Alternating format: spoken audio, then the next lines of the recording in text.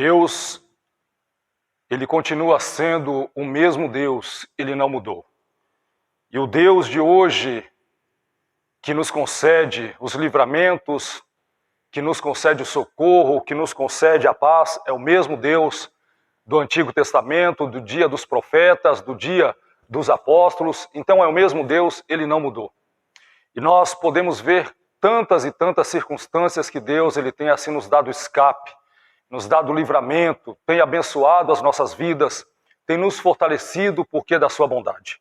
No Salmo 121, versos 1 e 2 diz assim: elevo os olhos para os montes, de onde me virá o socorro? O meu socorro vem do Senhor que fez os céus e a terra. Então nós vemos aqui o salmista expressando a sua alegria e a sua certeza. Ele estava olhando para o monte em um momento difícil, um momento de perseguição, um momento de luta, e agora ele faz uma inquisição a ele mesmo, ele faz uma pergunta para ele: de onde me virá o socorro? Eu preciso de um socorro, mas de onde virá? E ele mesmo responde: o meu socorro vem do Senhor que fez o céu e a terra. Então nós podemos ver sim, claramente que Deus é o Deus que envia socorro.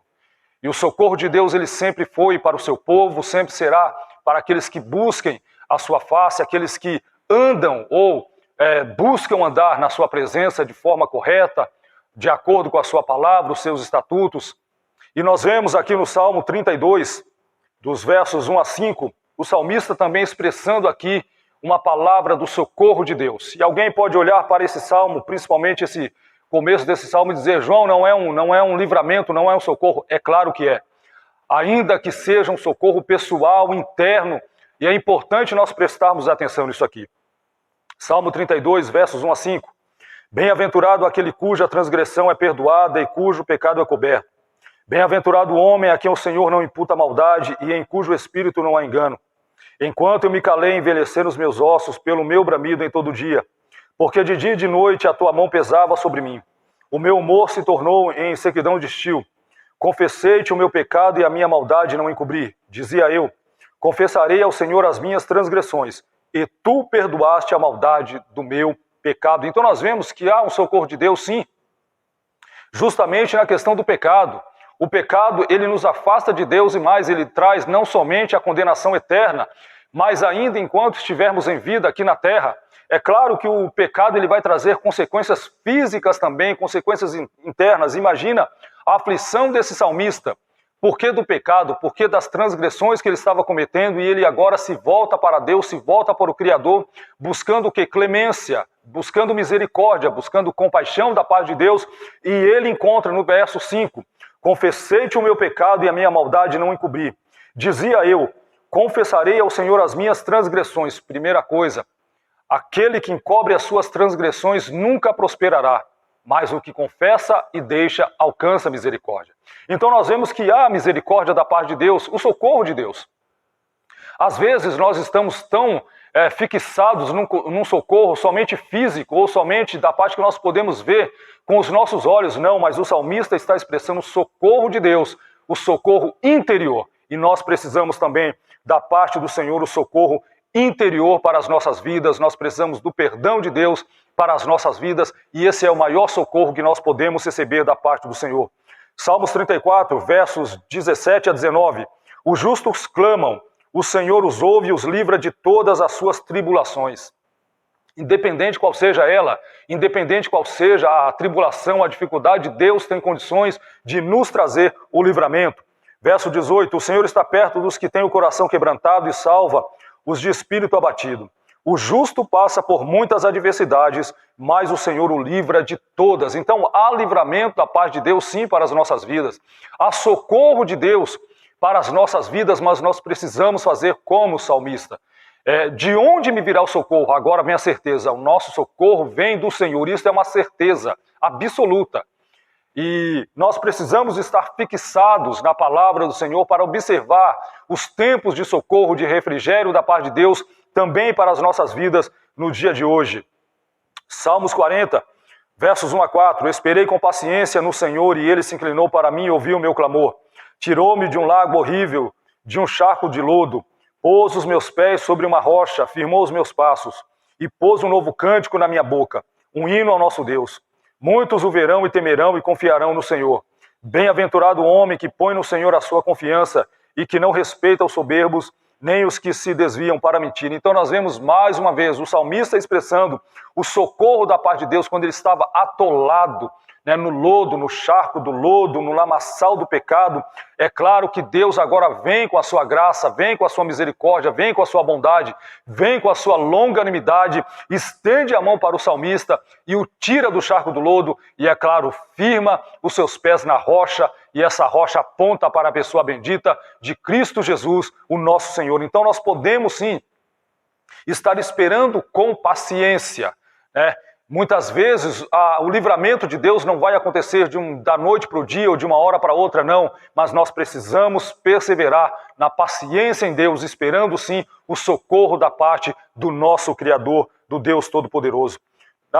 Segundo Reis, capítulo 19, a partir do versículo 15, e orou Ezequias perante o Senhor e disse: Ó Senhor, Deus de Israel, que habitas entre os querubins, tu mesmo, só tu és Deus de todos os reinos da terra.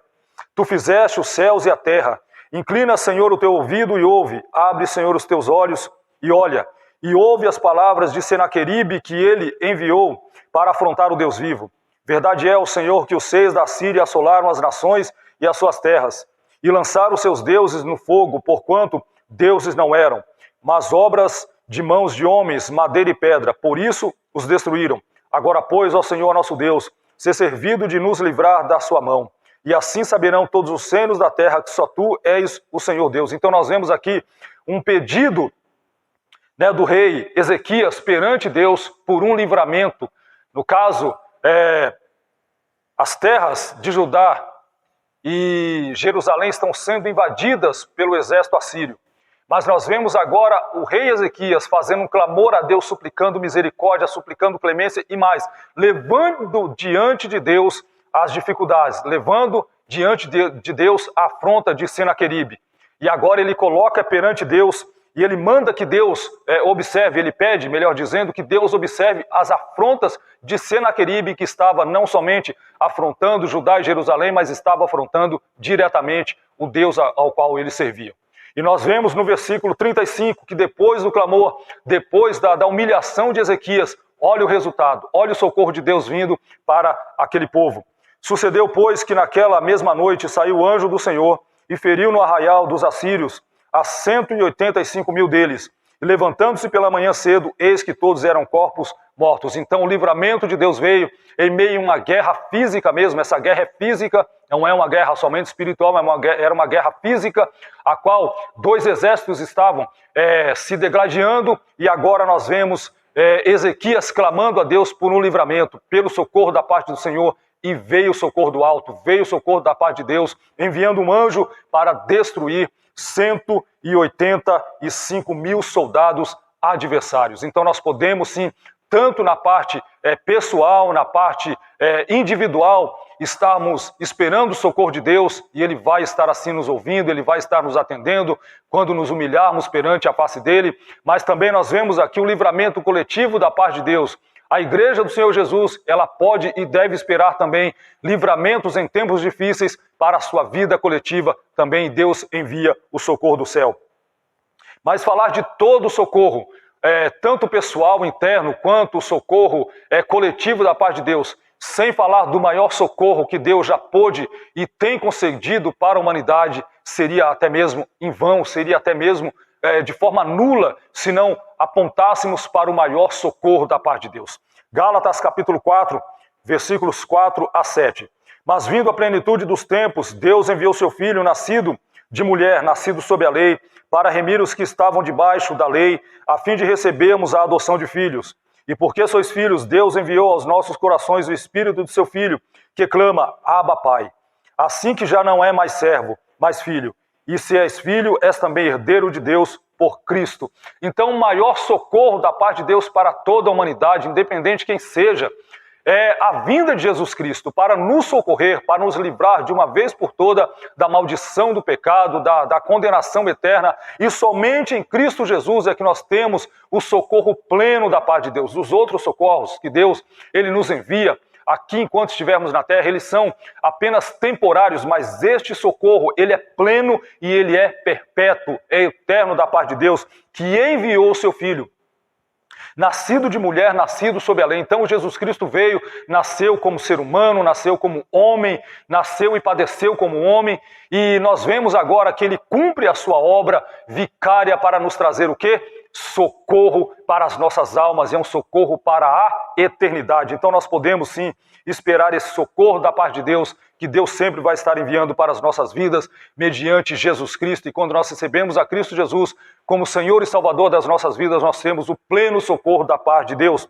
Mateus capítulo 11, versículos 28 a 30 diz assim: Vinde a mim todos os que estáis cansados e sobrecarregados, e eu vos aliviarei.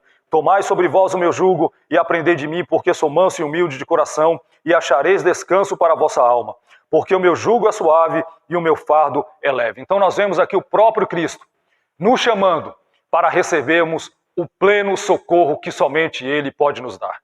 Então nós vemos que esta palavra nos dirige a Cristo Jesus, o pleno socorro do céu, o pleno socorro do alto.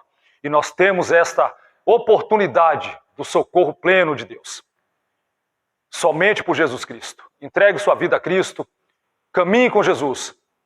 Ele é o pleno socorro da parte de Deus. Amém? Que Deus te abençoe com esta palavra, que você reflita, que você medite, que Deus te abençoe. Amém? Em nome de Jesus.